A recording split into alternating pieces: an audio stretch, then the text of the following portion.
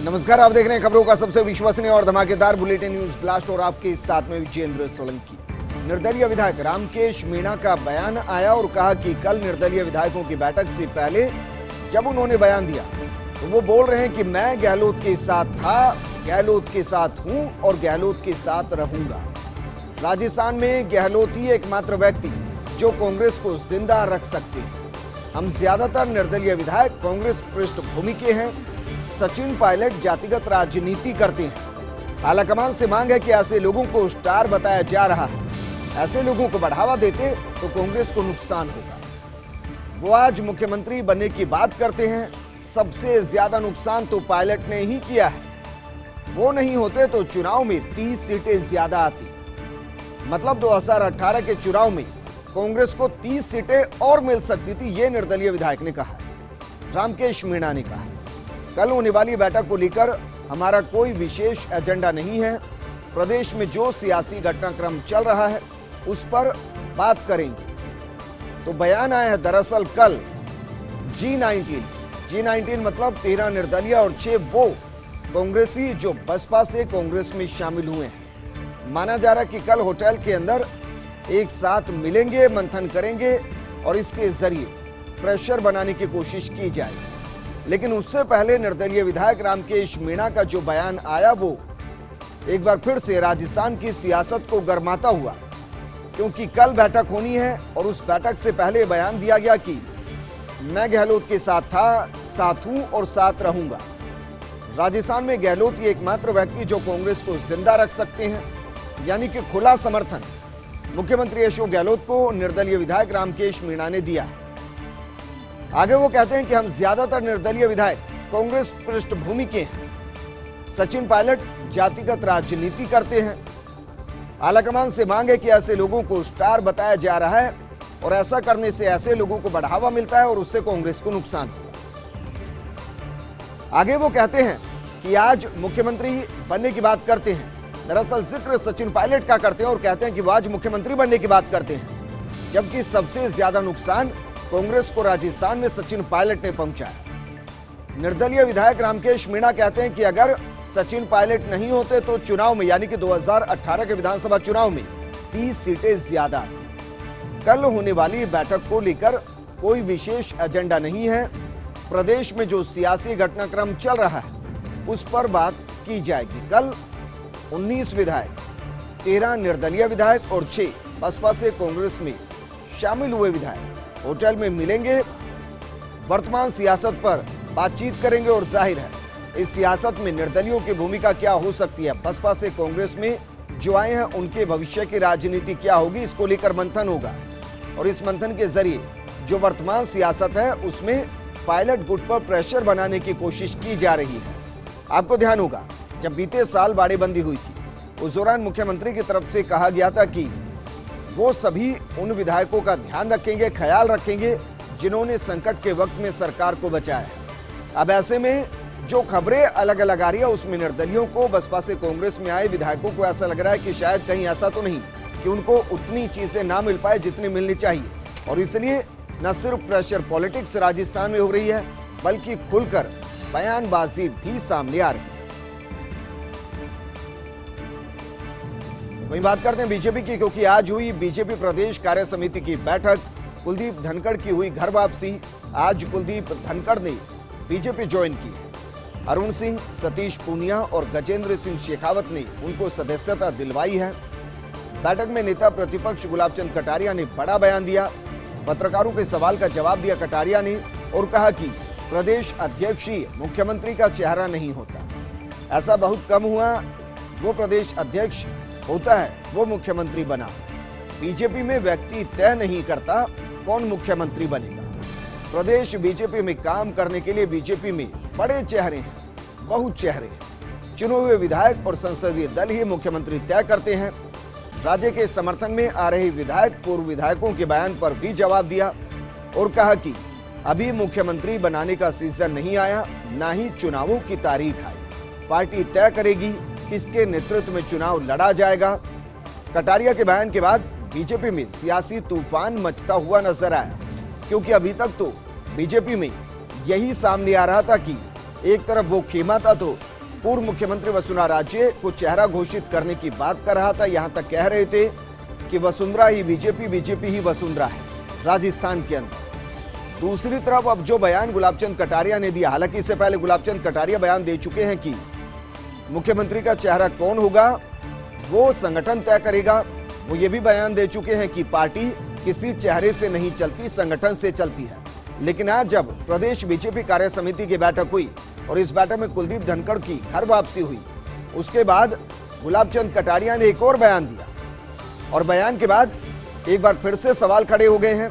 सवाल ये खड़ा हो गया कि क्या प्रदेश अध्यक्ष ही मुख्यमंत्री का चेहरा नहीं, क्योंकि गुलाबचंद कटारिया ने कहा कि प्रदेश अध्यक्ष मुख्यमंत्री का चेहरा नहीं होता। ऐसा बहुत कम हुआ है जब प्रदेश अध्यक्ष को मुख्यमंत्री बनाया गया। बीजेपी में व्यक्ति तय नहीं करता कि मुख्यमंत्री कौन होगा, बल्कि प्रदेश संगठन, बीजेपी में काम करने वाले बीजेपी के बहुत से चेहरे हैं।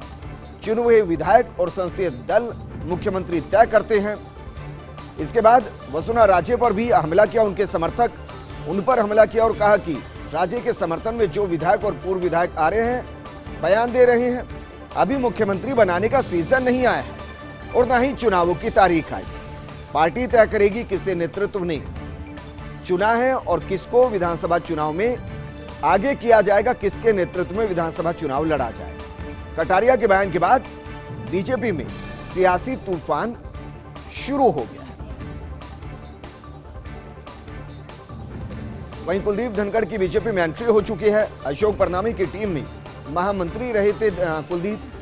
विराटनगर का गणित गड़बड़ा दिया था कुलदीप ने, जब फूलचंद बिंडा के सामने बागी बनकर मैदान में उतर गए। बिना किसी के नेता का नाम लिए केंद्रीय नेतृत्व और प्रदेश नेतृत्व का उन्होंने आभार जताया। अब राजनीतिक गलियारों में यही चर्चा की आखिर जब वापस आना था बीजेपी में, तो फिर इतना लंबा वक्त कैसे लगा दिया रीजॉइनिंग के अंदर।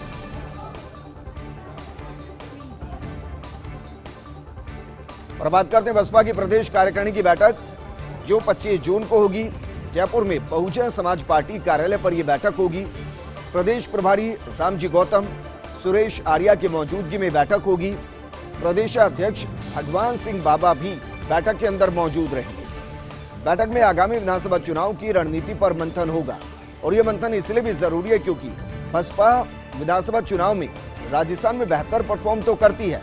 बीते 2 चुनाव के दौरान वो अपने विधायकों को विधानसभा पहुंचाने में तो कामयाब रही, लेकिन बसपा के साथ 5 साल जोड़ने में कामयाब नहीं रही, क्योंकि 2013 के अंदर भी विधायक छिटक गए थे, 2008 में विधायक छिटक गए थे और 2018 में विधायक छिटक गए। 2018 में तो ये हुआ कि 6 विधायक जीत कर आए और 6 के 6 ही कांग्रेस में शामिल हो गए। ऐसे में रणनीति बेहद महत्वपूर्ण की जो 25 जून को कार्यकारिणी की बैठक है, उसमें वो चेहरे कौन से हों जो किसी भी सूरत में अपनी निष्ठा को ना बदले, जो 5 साल बसपा को खड़ा करने में काम दे, बसपा को मजबूत करने में काम दे।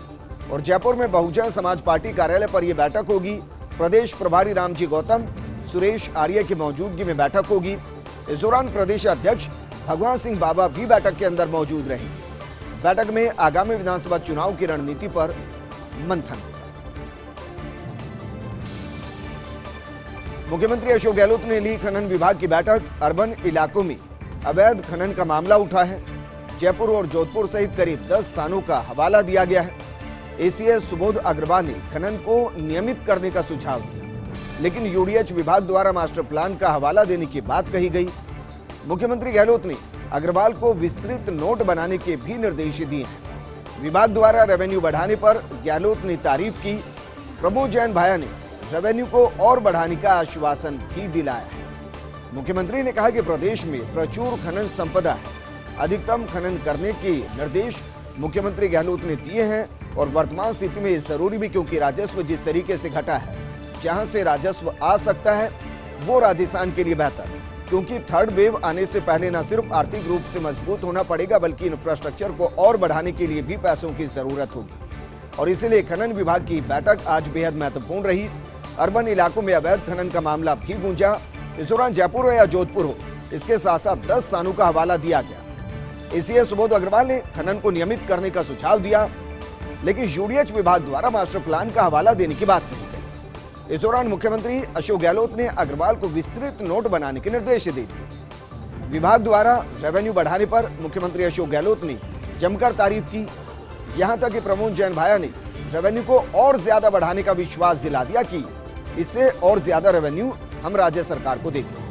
मुख्यमंत्री ने यह कहा कि प्रदेश में प्रचुर खनन संपदा है और इसमें कोई दो राय भी नहीं। राजस्थान में प्रचुर खनन संपदा है, बस बेहतर तरीके से और सही तरीके से उनका अगर खनन हो तो राजस्व बम्पर मिल सकता है। अधिकतम खनन करने के मुख्यमंत्री गहलोत ने निर्देश भी दिए ताकि ज्यादा से ज्यादा राजस्व इस मुश्किल दौर में राजस्थान के खाते में आ सके। चिरंजीवी योजना में नहीं चलेगी निजी अस्पतालों की मनमानी। यूनिवर्सल हेल्थ कवरेज स्कीम को लेकर चिकित्सा विभाग गंभीर है। योजना की शिकायतों के निस्तारण के लिए एसओपी जारी किया गया। प्रमुख चिकित्सा सचिव अखिल अरोड़ा ने यह निर्देश जारी किया। यदि कोई चिन्हित अस्पताल उपचार के लिए पैसे मांगता है या फिर गाइडलाइन का उल्लंघन करता है तो सीएम हेल्पलाइन में उसकी शिकायत की जा सकती है। Rajasthan state health insurance agency के सीईओ कार्यालय, कलेक्टर कार्यालय, सीएमएचओ कार्यालय में ऑफलाइन शिकायतें मिलती हैं। ऐसे सभी शिकायतों को भी सीएम हेल्पलाइन पर दर्ज कराया जाए। हेल्पलाइन इन शिकायतों को जिले के सीएमएचओ को ट्रांसफर करेगी और जो भी इसके पीछे लापरवाह होगा या जो नियमों की पालना नहीं कर रहा होगा, जो गाइडलाइंस की पालना नहीं कर रहा होगा, उसके खिलाफ सख्त कार्रवाई की जाएगी। वहीं 3 दिन में शिकायत का निस्तारण, अन्यथा कलेक्टर देखें प्रकरण। चिरंजीवी योजना में नहीं चलेगी निजी अस्पतालों की मनमानी। यूनिवर्सल हेल्थ कवरेज स्कीम को लेकर चिकित्सा विभाग गंभीर नजर आ रहा है। योजना की शिकायतों के निस्तारण के लिए एसओपी जारी किया गया है। शिकायत का न्यूनतम 1 दिन और अधिकतम 3 दिन में निस्तारण होगा। इसकी सूचना 181 यानी कि 181 पोर्टल और संबंधित व्यक्ति को दिया जाना अनिवार्य है। 3 दिन में यदि शिकायत का समाधान नहीं किया जाता है तो कलेक्टर ऐसे प्रकरणों की साप्ताहिक समीक्षा और एक्शन लेंगे। जिलों के लंबित प्रकरणों की जयपुर मुख्यालय पर भी समीक्षा होगी। स्टेट हेल्थ इंश्योरेंस एजेंसी की सीईओ करेगी प्रकरणों की समीक्षा और प्रकरणों का निस्तारण होते ही सीएम हेल्पलाइन पर सूचित करना होगा। वहीं घूसखोरों के खिलाफ एसीबी का शिकंजा लगातार कसता जा रहा है। आज भी एसीबी ने 2 बड़ी कार्रवाई की। दौसा और जोधपुर में 2 घूसखोर पटवारियों को ट्रैप किया। दौसा के लालसोट में 25,000 की घूस लेते विक्रम सिंह राठौड़ को ट्रैप किया गया। गैर मुमकिन जमीन को नियमित करने के एवज में ये रिश्वत मांगी गई। जोधपुर के बालेसर का पटवारी अजय माथुर 5,000 की घूस लेते ट्रैप किया गया। एसीबी ने जमीनी प्रकरण में आवास पर रंगे हाथों गिरफ्तार किया। वहीं चित्तौड़गढ़ नगर परिषद में भी एसीबी का बड़ा एक्शन नजर आया। तत्कालीन सभापति सुशील शर्मा समेत 9 के खिलाफ केस दर्ज किए गए। उप सभापति के खिलाफ भी राजकोष के दुरुपयोग का केस दर्ज किया गया। जांच में दोषी पाए जाने पर सभी के खिलाफ केस दर्ज किया गया। और बात करते हैं पीएचईडी की। सवाल यह है कि उसमें एक ऐसी गुड गवर्नेंस है। छुट्टी से लौटने के बाद भी एक इंजीनियर को चार्ज नहीं मिल रहा है। पिछले दिनों कोविड के चलते वो अवकाश पर थे, अब पूरी तरह से स्वस्थ होकर वापस विभाग में लौट आए, लेकिन उसी पोस्ट पर चार्ज मिलने का इंतजार करना पड़ रहा है। दरअसल करीब करोड़ों के बजट का मामला है। मौजूदा अतिरिक्त चार्ज वाले अफसर पद छोड़ना नहीं चाहते और इसीलिए छुट्टी से आने के बाद भी इंजीनियर साहब को अपना पद नहीं मिल पा रहा है। बुलेटिन में खबरों का सिलसिला लगातार जारी है, लेकिन यहां रुकेंगे एक छोटे से ब्रेक के लिए। जल्द हाजिर।